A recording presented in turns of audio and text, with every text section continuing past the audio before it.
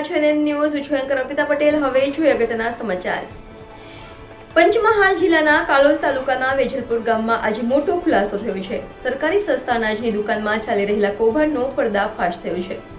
જિલ્લા પુરવઠા અધિકારી અને કાલોલ મામલતદારની ટીમે દુકાનમાં આકસ્મિક તપાસ કરતા અનેક ગેરરીતિઓ પકડી પાડી છે. દુકાનદાર દિલીપકુમાર જસવાણી ખાંડ, ચોખા, ઘઉં અને બાજરીનો જથ્થો કાળાબજારી કરી રહ્યા હતા. તેમણે દુકાનમાંથી ખાંડ ગાયબ કરીને બીજી જગ્યાએથી ખરીદીને લાવ્યા હતા અને ચોખાની ઘટ કરી હતી.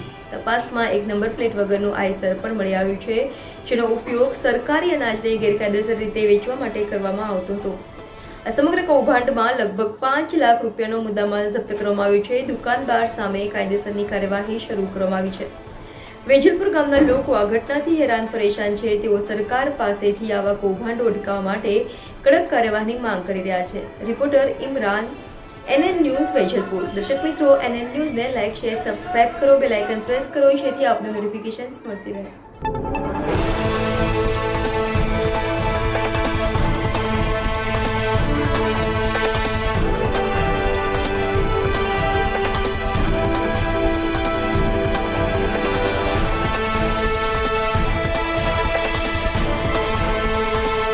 જથ્થા પકડવામાં આવે છે.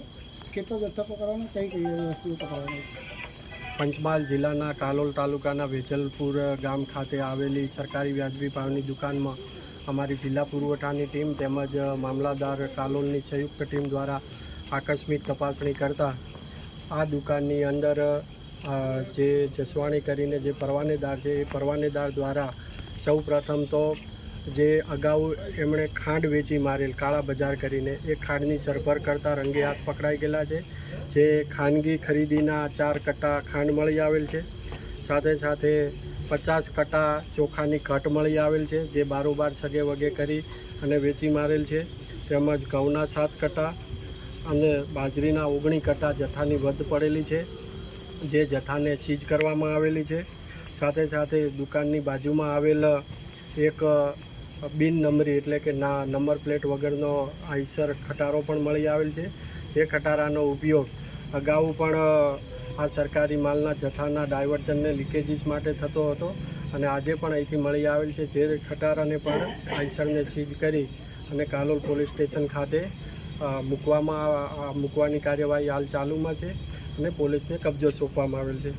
આમ કુલ મળીને 1,41,000નો સરકારી અનાજનો જથ્થો તેમજ આશરે 4 લાખની આઈસર ગાડી મળીને 5,41,000 જથ્થાનો મુદ્દામાલ કબજે લઈ આગળની કાર્યવાહી હાથ ધરવામાં આવેલ છે.